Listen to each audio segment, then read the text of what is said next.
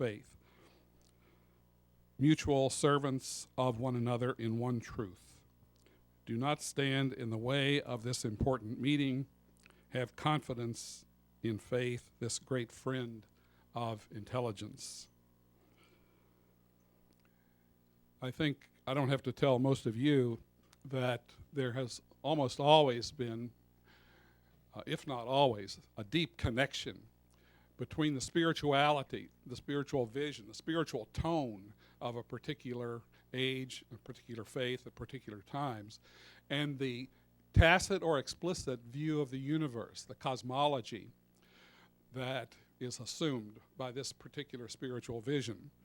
Now, I guess the best example of that for Christians is the New Testament, which assumed the three-storied universe, the heavens above, the firmament above, the earth here, and the underworld below, in terms of which the whole Christian drama of redemption was articulated. Christ comes from heaven, becomes incarnate, is crucified, dies, descends into the underworld, liberates the dead and the despairing, comes back to earth, then ascends into heaven. And how, to this day, most Christians, somehow at least implicitly, tie their religious sensibilities to that cosmology. So it raises an interesting question: what happens to a spiritual vision when the cosmology begins to crumble? Oftentimes it releases a great deal of religious anxiety. There's a lot of examples of this. In the United States today, I think the best example is how at least more than half of the Christians in the United States cannot reconcile their faith with Darwinian evolution.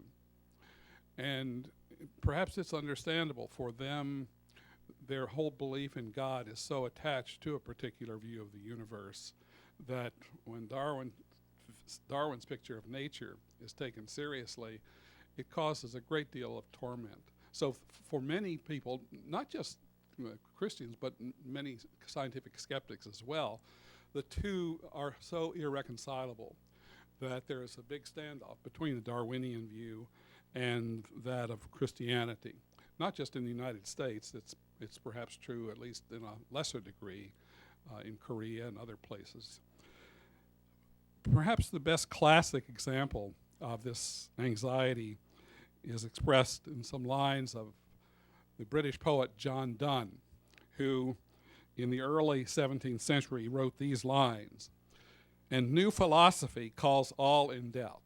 He didn't have a word for science at the time. They talked about nature in terms of sophisticated philosophy of nature.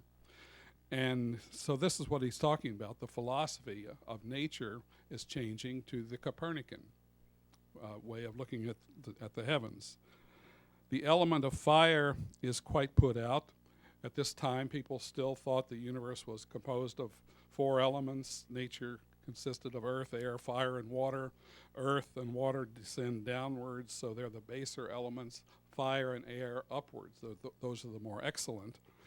The sun, which is the epitome of fire and excellence of fire, is now lost. It's been asked to change places with the lowly earth, which had been, in Galileo's caricature, the kind of garbage collector of the detritus in the sublunary world. And the earth is lost too, and no man's wit can well direct him where to look for it. And then these immortal lines: "'Tis all in pieces, all coherence," that is, all intelligibility as we knew it, is gone. A little over half a century earlier, this is incidentally from his poem Anatomy of the World, Copernicus in 1543 had published On the Revolution of the Heavens, but many people did not take it literally and thought it was an experiment and thought that could help us correct the Roman calendar and draw up astrological charts, including those for the Pope. But in 1610, Galileo published the first scientific bestseller of The Starry Messenger. And it's possible, according to a recent biographer of Galileo, that John Donne had traveled to Padua and had met Galileo there. In any case, The Starry Messenger took the Copernican revolution much more literally. And then what I want to talk about this morning is the question of spirituality and its relation to science, and then bring in the implications of the Second Vatican Council with respect to that question.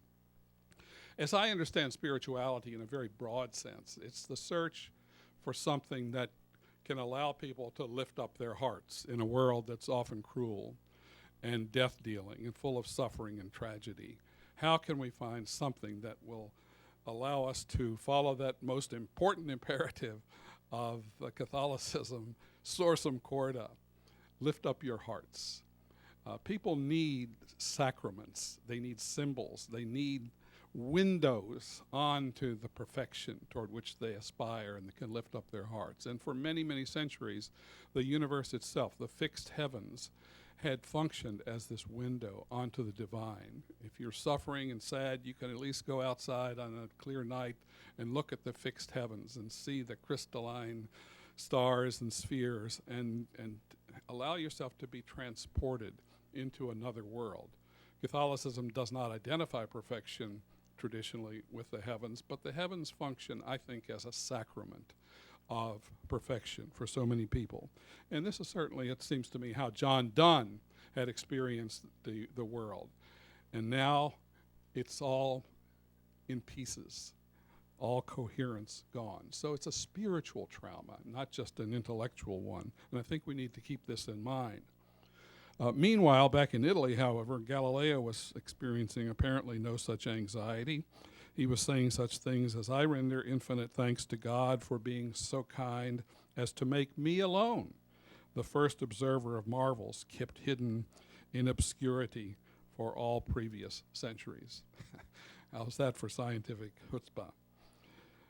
I am not equipped, nor do I have time, to go into all the things that happened in early modern astronomy that contributed to this process of the demotion of the spheres of the heavens.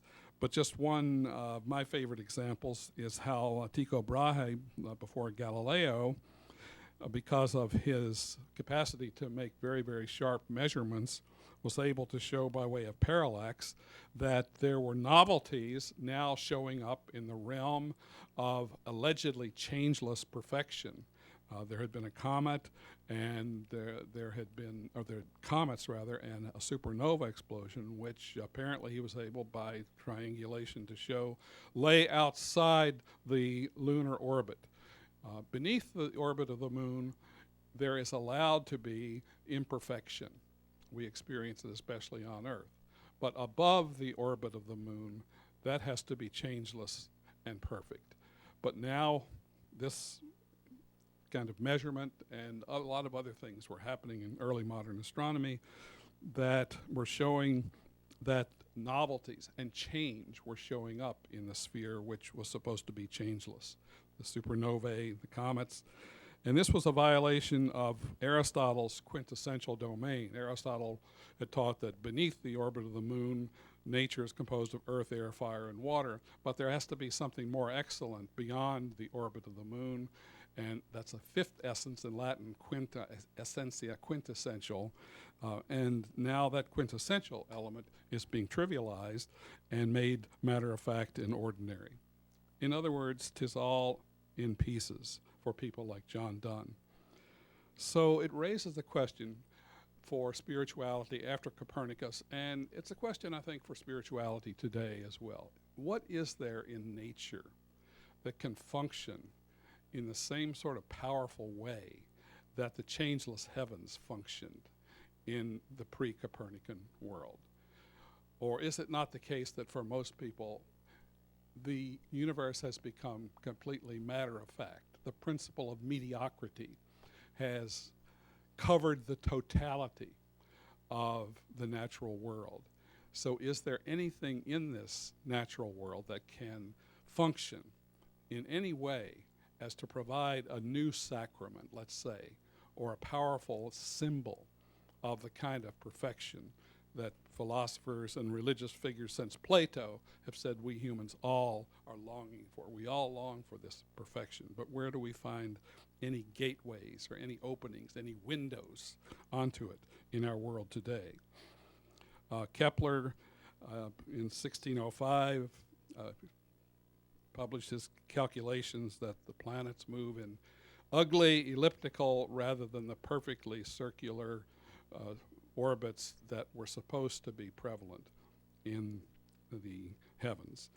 And so this is another step in the demotion of the heavens. Of course, the classic and final decisive blow to the classic ideal of perfection comes at the power of Galileo's telescope. He had found from northern Europe something like a telescope, which I understand he refined to the power of 20, and was able to show that the moon itself is pocked with craters, and this is incidentally a drawing from his own work, I think from the Starry Messenger, and there are valleys and shadows and other things on the moon that show that it's not the perfectly circular spherical body that we had thought. There were satellites revolving around another planet rather than directly around the Earth, the planet Jupiter. There are phases in Venus, there are ears on Saturn, and above all, there are blemishes on the sun, which today we refer to as sunspots. In other words, the heavens seem to people like Don anyway, that the heavens are no longer special and therefore cannot function in the powerful way as symbols of perfection that they had done before. So again, it raises the question I want to talk about today. Where can we, in this post-Copernican and then now post-Einsteinian and post-Darwinian world, can we find anything comparable that would function to open us to something that could lift up our own hearts today? At the same time that the heavens were idealized, classic spirituality based upon a hierarchical understanding of the universe was the lattice work around which the vine of traditional spirituality had wound itself. Great chain of being, scala naturae, a hierarchical view, a ladder of levels, starting with lowly matter at the bottom, then plants, then animals, then human consciousness, then perhaps angelic spheres, and then at the top, ultimate divine perfection in which everything participates, although some levels participate in the divine perfection more luminously than others do. The classic spirituality had an implicit principle, which I like to call the hierarchical principle, which maintains that understanding a lower level, that is achieving cognitional competence in understanding a lower level in the hierarchy, does not qualify you to grasp a higher level.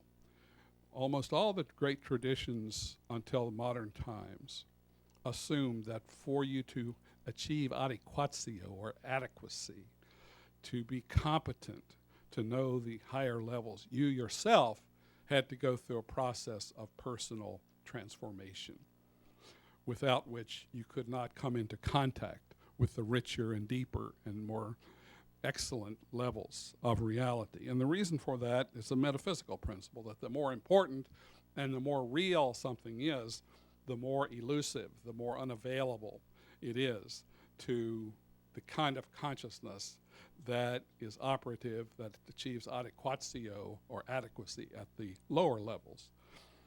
So that if there is an ultimate perfection and ultimate reality, by definition, according to the hierarchical principle, it would lie beyond our comprehension. That doesn't mean we couldn't have some sort of contact with it. We could have an awareness of being comprehended by it. The hierarchical principle says a higher can comprehend a lower, but a lower cannot comprehend a higher. But the lower, in the case of human consciousness here, could at least have an awareness of being grasped by it and carried away by it. And the name that some theologians give to that awareness is faith. I think it's a good definition of faith. Paul Tillich has made it standard in contemporary theology. Faith is the state or awareness of being grasped by something of ultimate importance. So faith is not a comprehending sort of thing. And this is why faith It should not apologize for this. People of faith, in order to refer to that which is